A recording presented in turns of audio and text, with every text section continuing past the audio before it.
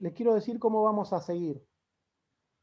Ahora, presten, no les estoy diciendo que no hayan prestado atención en la primera entrada, pero pongan bien el ojo y abran bien el oído, porque esto que vamos a desarrollar ahora nos compete directamente a nosotros, ¿sí? Vamos a terminar de ver dos o tres definiciones más en cuanto a la responsabilidad profesional desde el punto de vista médico, y después vamos a hacer hincapié directamente en la responsabilidad legal de enfermería, ¿sí? Y vamos a ver algunos casos de ejemplo que me permití colocar en el PowerPoint, donde hay fallos condenatorios por errores en el ejercicio profesional de la enfermería, ¿sí? ¿Y por qué? Y yo en las próximas diapositivas vamos a tratar de que la finalidad de las mismas sea poder concientizarnos a todos de por qué es importante conocer y dimensionar la aplicación de las leyes del ejercicio profesional de la enfermería, ¿sí? Ahí particularmente, en lo que vamos a ver ahora, se va a hacer hincapié en por qué debemos conocerlas, ¿sí? En algunos casos saberlas, ¿por qué no? Para saber dónde nos encontramos ubicados desde el punto de vista de nuestra profesión. Sí, voy a compartir pantalla, permiso, ¿eh? ¿Se ve ahí? Esta es la diapositiva 19.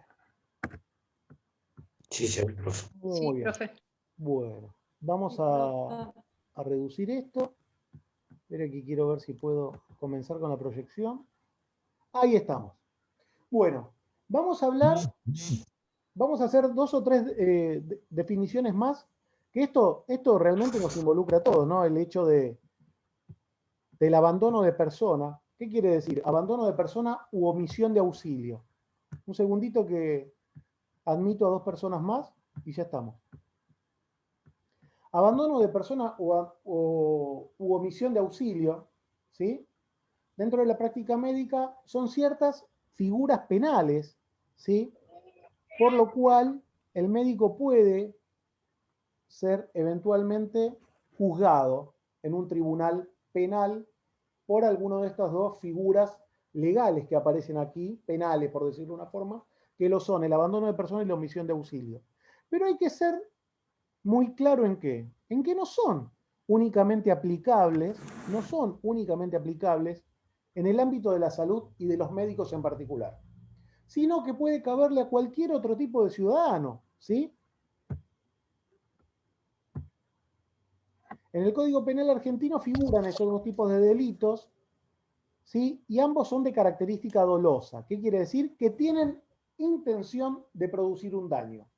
O que, mejor dicho, de otra manera, es conocer algo que está ocurriendo para lo cual nosotros nos encontramos capacitados para brindar atención y no actuamos. Hablando en criollo, nos hacemos los sotas, nos hacemos los desentendidos y seguimos caminando. Pero atenti, ¿en qué sentido? En que siempre hay alguien que nos puede estar observando, ¿sí? O nos puede conocer. ¿Estamos? Entonces sería penal civil. ¿Cómo? Sería penal civil esta ley. Exacto, puede ser de reclamo.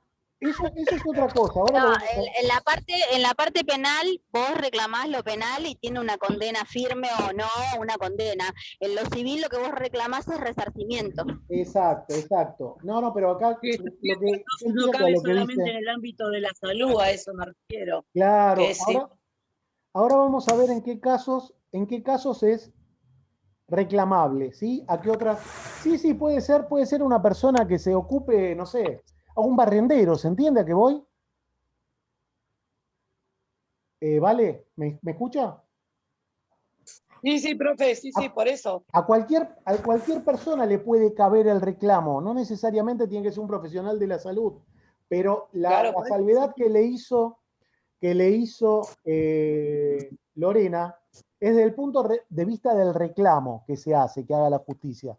¿Se entiende? Una cosa es la persona civil y otra el reclamo civil. Ahora lo vamos a ver y lo vamos a aclarar. ¿Está? Para que no quede duda. El abandono de persona, ¿sí? ¿A qué se refiere? Que es el estado de minusvalía e incapacidad que se da por la pérdida de la aptitud para autovalerse, es decir, para poder desarrollarse por los propios medios de uno, ¿sí? ¿Y de qué forma está, a qué figuras se les atribuyen o a qué características se le pueden atribuir este tipo de minusvalía? ¿Sí? A las personas menores, a la minoridad, a las personas que sean muy mayores, es decir, de vejez extrema, algún tipo de patologías orgánicas, ¿sí? Algún tipo de patologías psiquiátricas, y existen causas, es decir, extrínsecas. ¿Qué quería decir algo intrínseco y algo extrínseco? Algo intrínseco es algo propio, y algo extrínseco es algo que es ajeno al sujeto, ¿sí? Que viene del exterior. ¿Qué quiere decir? Y aquí, como ejemplifica en la diapositiva, dice violencias traumáticas, accidentes, intoxicaciones etílicas, adicciones, etc. ¿Sí? En el abandono de personas, ¿qué se pretende entonces? Se pretende la defensa de sujetos en estado de minusvalía o incapacidad, exigiendo un proceder solidario, ¿sí? Se le pide, esto es lo que entiende la justicia, que se nos está pidiendo a nosotros o a cualquier integrante de nuestra comunidad. Se le exige un proceder solidario a cualquier integrante de la comunidad, definiendo una obligatoriedad especial, ¿para qué? Para aquellas personas que desarrollen oficios o profesiones como funciones, con funciones de protección, ¿sí? Ya sea policías, bomberos, guardavidas, enfermeros, médicos, personal de defensa civil, empleados con tarea de control y seguridad de pasajeros, etcétera, etcétera, etcétera. ¿Sí? En ese caso, vuelvo a la diapositiva, en ese caso hay un tipo de obligatoriedad especial. ¿Sí? Al ciudadano común que se le pide un proceder solidario.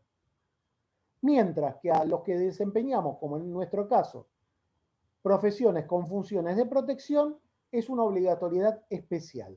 O sea que, fíjense, que la sanción, si nos ponemos a medirlo desde el punto de vista en el cual vamos a equiparar o vamos a comparar un ciudadano, no sé, un plomero, por decir de una forma, un tipo un albañil que no desempeña ningún tipo de función de protección de las que están aquí enumeradas, ¿no? O nombradas.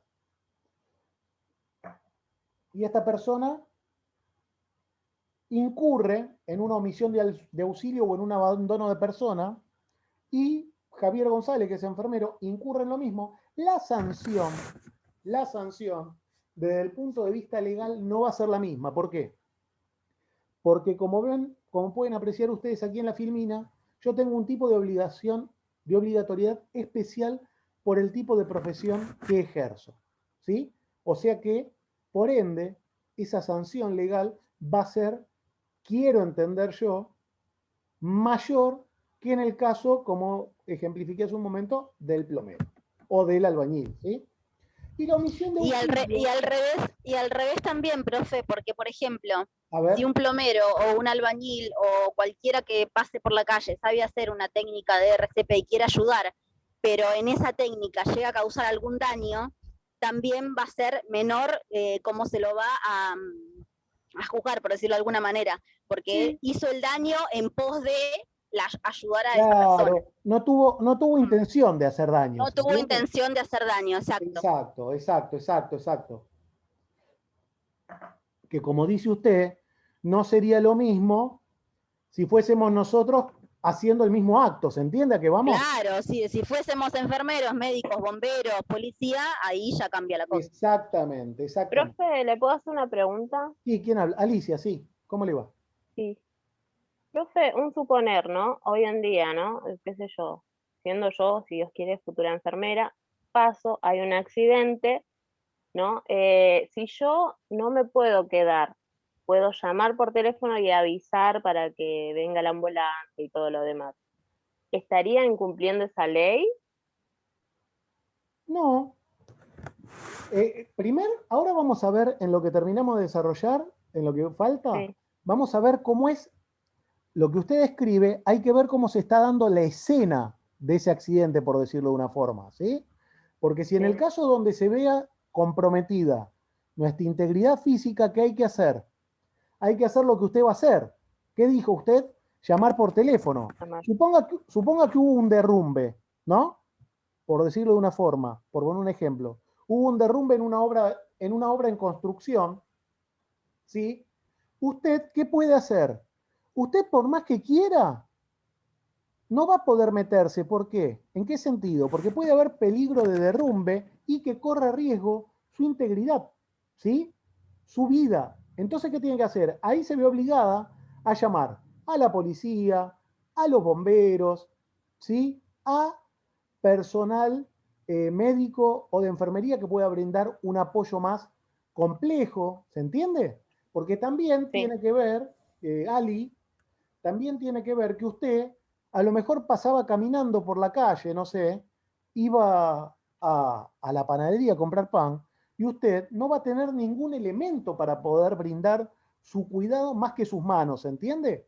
Y muchas veces termina siendo peor el remedio que la enfermedad. ¿Por qué?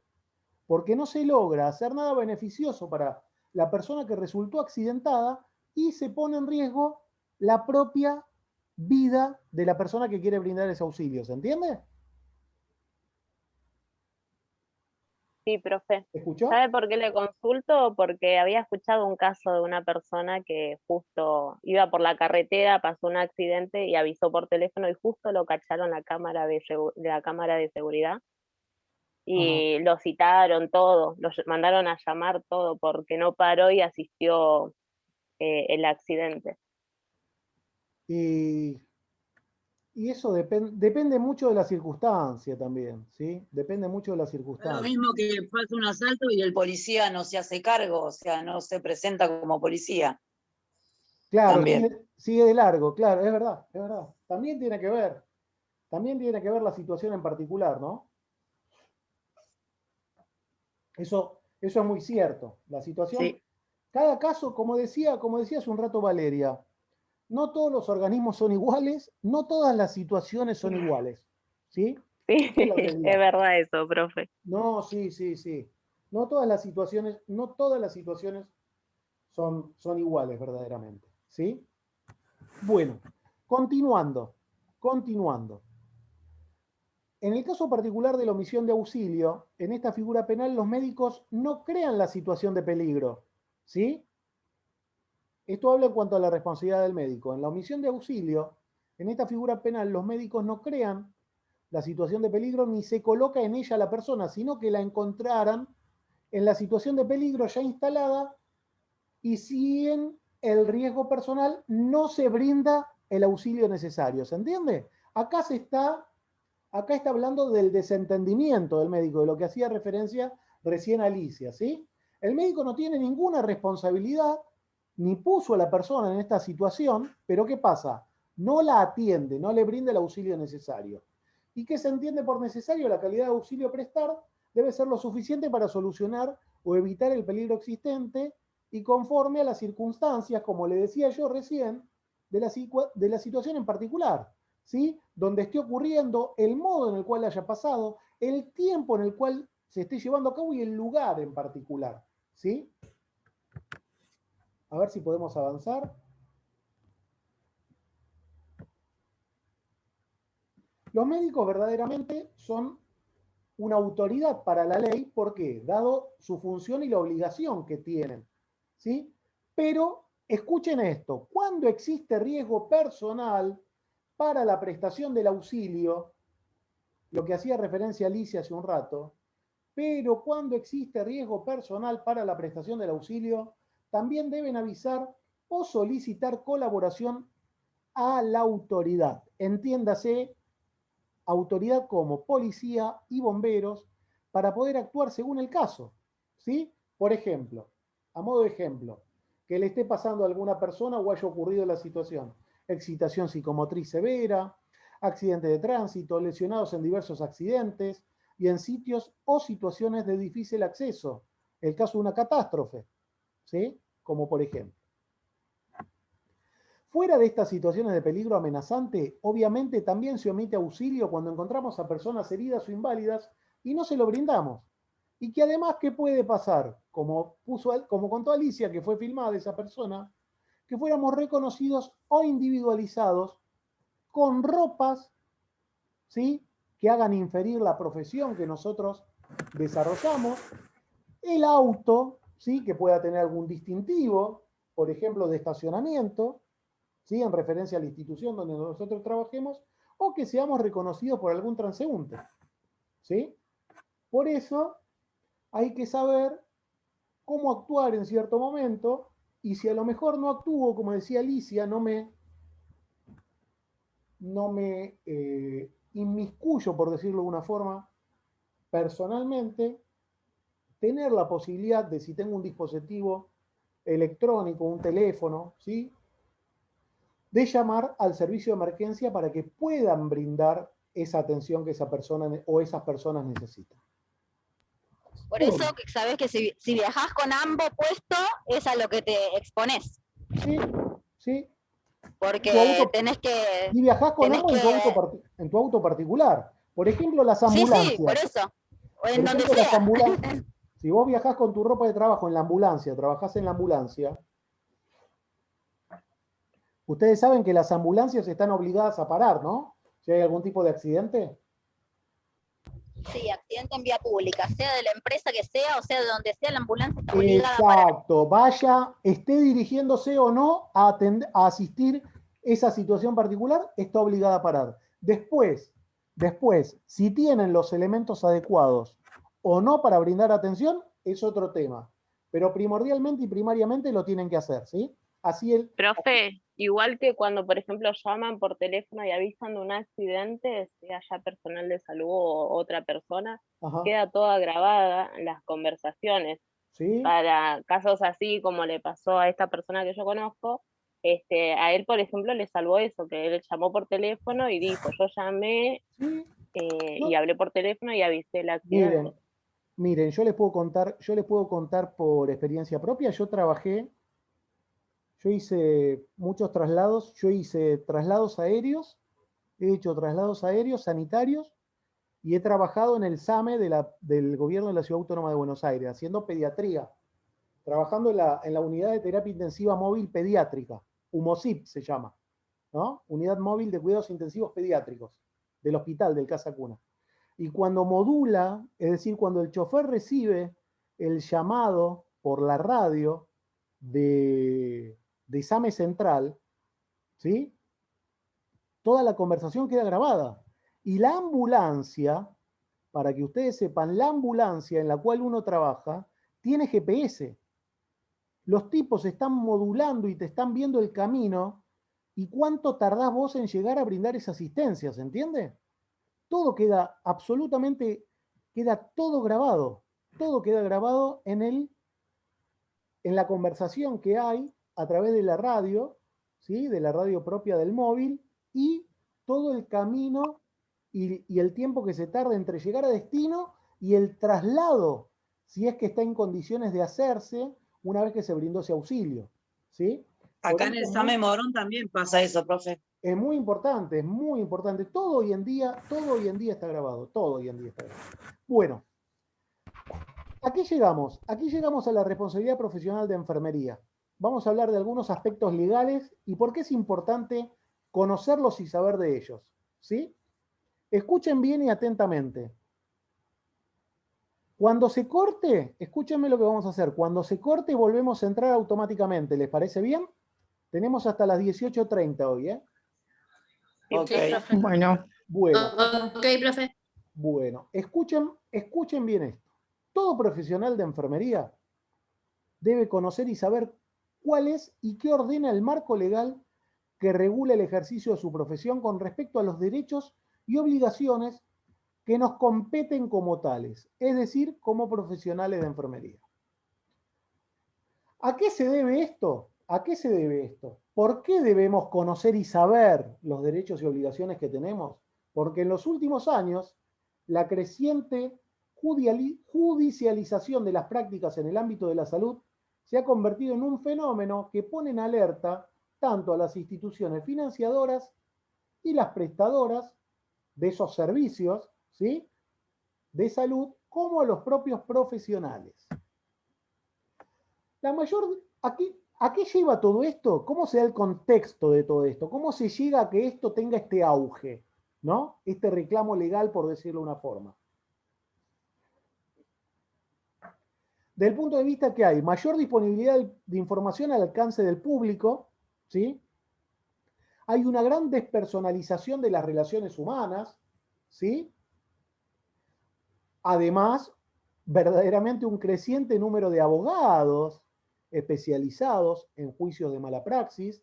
Estos son los denominados, ¿quién conoce el término? ¿Cómo lo denominan a este tipo de abogados que se especializan en esto? Estos son los denominados... Caranchos. ¿Cómo? Los caranchos, ahí está, caranchos. Exactamente. Caranchos. Los caranchos. Exactamente. Exactamente. Una película muy buena de Darín, ¿eh? Que se trata de eso. Sí, no Sí, me acuerdo yo en este momento el nombre, pero sí. Sí. Carancho. Ay, yo tampoco. Ah, ¿se llama Carancho. Carancho? Es la película. Sí, es muy buena. Ah, bueno, ahí me lo estoy anotando, ¿eh?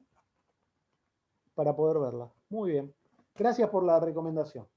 Como decía, el creciente número de abogados especializados en juicio de mala praxis y una sociedad cada vez más demandante, por más que no haya ningún tipo de daño, ¿sí?, en el acto profesional, se va a tratar de buscar sacar alguna ventaja, ¿sí? Por eso nosotros debemos conocer nuestros deberes y obligaciones como enfermeros en virtud de las leyes que regulan nuestro ejercicio profesional. Esto que acabamos de describir no son ni más ni menos que algunos de los factores que complejizan la manera en la cual los profesionales se comportan y asumen una posición en particular a la hora de responder por sus acciones en el desempeño profesional, ¿sí? Enfermería no es nada ajena a esta situación y es por eso que debe no solo adoptar las precauciones necesarias para evitar errores, sino también que debemos hacer como colectivo enfermero, conocer bien las leyes que regulan nuestro ejercicio profesional. Los siguientes ejemplos y casos que vamos a desarrollar ahora están tomados de juicios por mala praxis a personal de enfermería que finalizaron con fallos condenatorios, ¿sí? Esto no es... La finalidad de esto, para que ustedes entiendan, es meramente ejemplificador, ¿sí? Esto no tiene la intención de transmitir sensación de temor ni de miedo. ¿Cómo se transforma ese miedo, esa sensación de miedo y temor? ¿Cómo se transforma? ¿Cómo la podemos hacer mutar? La podemos hacer mutar a través del respeto. ¿Y cómo se logra el respeto? El respeto se logra sabiendo las leyes de enfermería, sabiendo qué me corresponde como profesional de enfermería, qué límites tiene mi accionar, qué perjuicios puedo causar si no me mantengo, ¿sí?, dentro de ese marco regulatorio, ¿sí? Por eso vamos a ejemplificar con estos ejemplos que se me ocurrió meritorio traer a la clase de hoy. Escuchen bien. El Tribunal de Casación Penal de la provincia de Buenos Aires confirmó la sentencia por la que se condenó a la imputada, de profesión enfermera, como autora responsable del delito de homicidio culposo, al haber inyectado a un paciente una medicación en contra de las indicaciones médicas.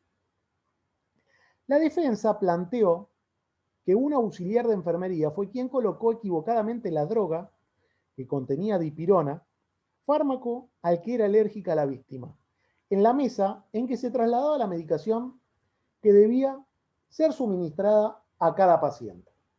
El tribunal sostuvo que una enfermera profesional no puede excusarse en el supuesto obrar erróneo de un auxiliar, pues debe controlar que la medicación a aplicar se corresponda con los prescritos en la respectiva hoja de enfermería que obraba en su poder, omisión que configura como una grosera violación al deber de cuidado que le impone la normativa regulatoria de su actividad.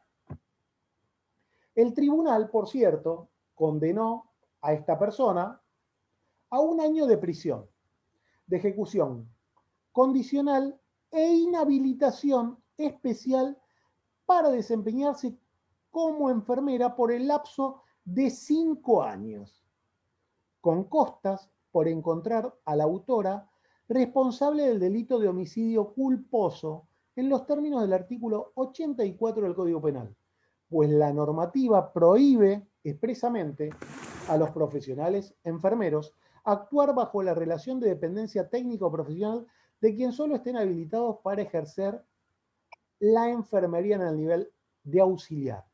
Artículo 11, Ley 12.245, regulatoria del ejercicio profesional de la enfermería en el ámbito de la provincia de Buenos Aires. Para que se entienda básicamente, y haciendo un análisis así más clarificador sobre este ejemplo, la enfermera profesional que dijo, le trasladó la responsabilidad de lo que pasó al auxiliar de enfermería. ¿Y qué le responde? ¿Con qué le responde el Poder Judicial? Le responde el tribunal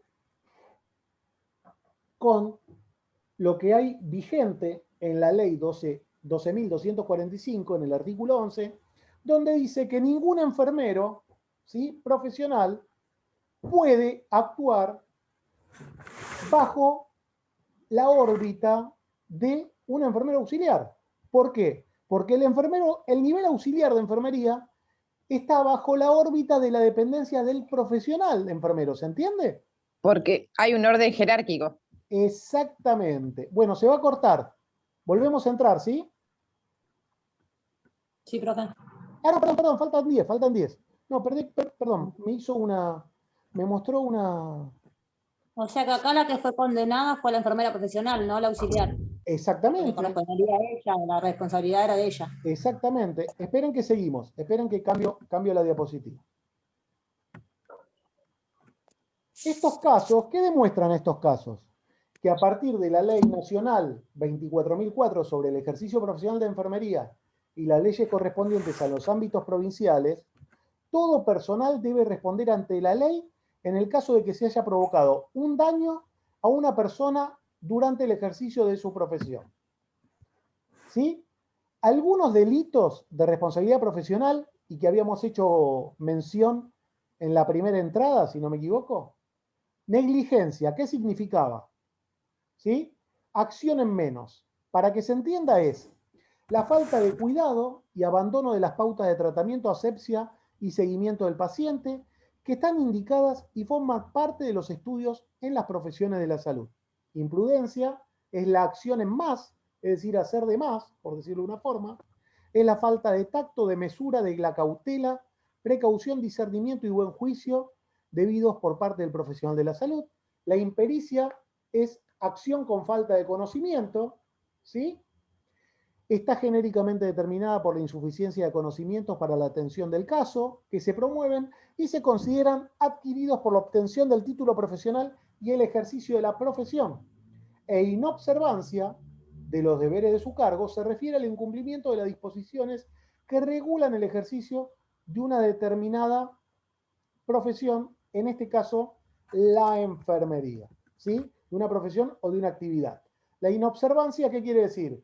Que desconocía o no observó o no cumplió los deberes, ¿sí?, en cuanto a derechos y responsabilidades que figuran en la ley de su ejercicio profesional. Esto es la base de por qué se llegó a ese fallo. Continuando, en el caso de dictarse una sentencia de culpabilidad, acá vamos a la aclaración de lo que hablamos hace un rato de reclamo civil o reclamo penal. Escuchen esto. En el caso de dictarse una sentencia de culpabilidad en relación a la figura legal de la responsabilidad profesional, la justicia puede aplicar dos tipos de sanciones de acuerdo al Código Penal. Es decir, a través de una sanción, por ejemplo, prisión, ¿sí? O si se guiase por el Código Civil, en cuyo caso se debe responder a través de un resarcimiento económico. ¿Y cómo se responde a través de un resarcimiento económico? La persona que causó el daño, por decirlo de una forma, la persona que fue encontrada culpable, debe responder con sus bienes personales, ¿sí? Para hacer frente al reclamo civil. Y si fuese un reclamo penal, debería corresponder, por ejemplo, con la prisión de esta persona. Estos delitos se inscriben en el marco de los llamados delitos culposos. ¿Qué quiere decir? Que fueron efectuados sin intención de cometer un daño, a diferencia de los dolosos, que son cometidos con la intención de producirlo. Es decir, producir un daño a una persona.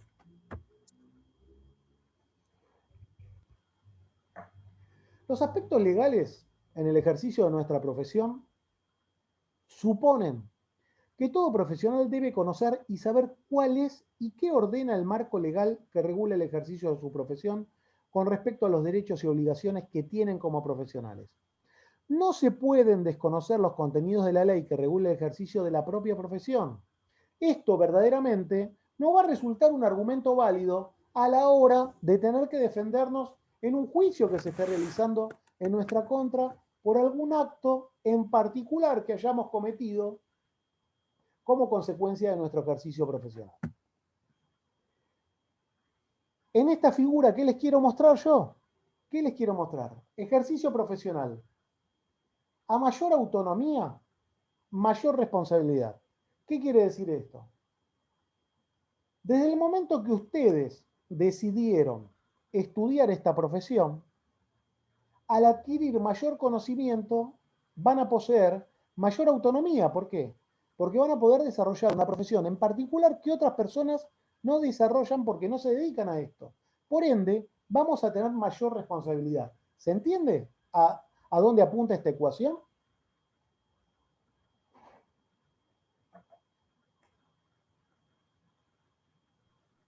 ¿Se escuchó? Sí, sí que se entiende. Por eso. Se entiende perfecto. Por eso. Más claro. Por eso, cuando ustedes, yo entiendo, por eso, cuando ustedes dicen, ay, ya me recibo, ya me recibo, ya me recibo, es entendible que todos nos querramos recibir, pero es un desafío llevar a cabo esta profesión, ¿sí? ¿Llevarla a cabo de qué forma? De una forma adecuada, ¿sí? De una forma adecuada, haciéndonos responsables, conociendo todos nuestros derechos y obligaciones como profesionales de la salud, de esa forma. Y cambiar, a lo mejor, cierto temor que yo puedo tener en virtud de cierto procedimiento que pueda llegar a realizar. ¿Cómo cambio ese temor? Ese temor lo puedo transformar en respeto. ¿De qué forma? Adquiriendo el conocimiento pertinente sobre tal o cual tarea que yo me sienta a lo mejor inseguro para realizar. ¿Se entiende? Ustedes pueden a lo mejor, por ejemplo, una técnica de una aplicación de un inyectable intramuscular. Obviamente que la experiencia se lo va a dar, ¿qué? Podríamos decir, a ver qué les parece, a mayor cantidad de intramusculares aplicadas, mayor experiencia voy a tener. ¿Podemos verlo por ese lado? Sí, nuestra profesión es práctica, profe, Sí, aparte de también lo teórico, ¿no? Pero no, Práctica, exacto, pero no solo es pero también tenemos que experiencia. informarnos sobre qué medicamento y cómo aplicarlo. Exactamente, Claro, por eso es lo teórico. no solo esa experiencia va a estar avalada, no solo esa experiencia va a estar avalada por la práctica. La teoría conforma. Sí, van de la mano. Exacto, van de la mano los dos conocimientos, tanto los conocimientos prácticos como los conocimientos teóricos. ¿Sí? Verdaderamente, como decía Estela, nuestra profesión es una profesión. Obvio que si no tengo el teórico, profe. La escucho. Si no tenemos el teórico, es obvio que vamos a hacer algo mal al paciente, porque no sabemos qué es lo que vamos a hacer. Vamos a inyectar una medicación, no sabemos cuánto vamos a cargar en la jeringa, cuánto le tenemos que administrar. Si no se sabe, o sea, no tenés una teoría, no podés ir a aplicarle una inyección a una persona.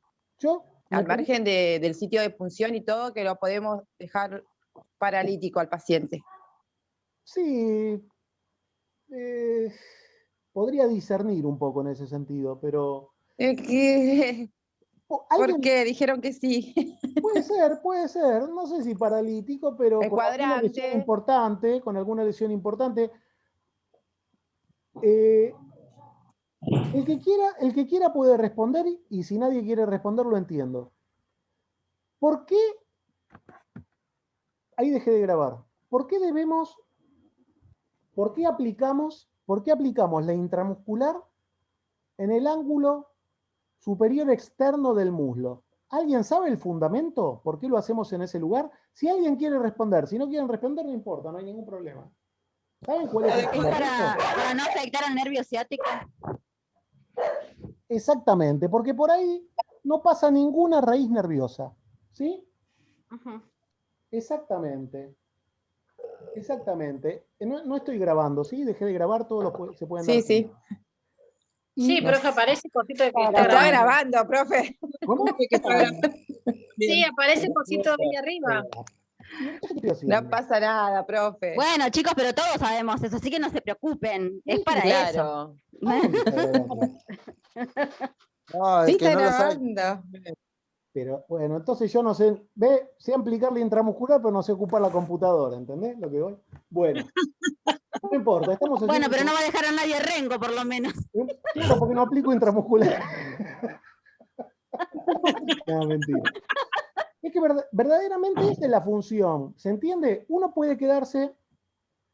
Esperen que salimos y volvemos a entrar, ¿sí? Porque se está por cortar. Volvamos a entrar.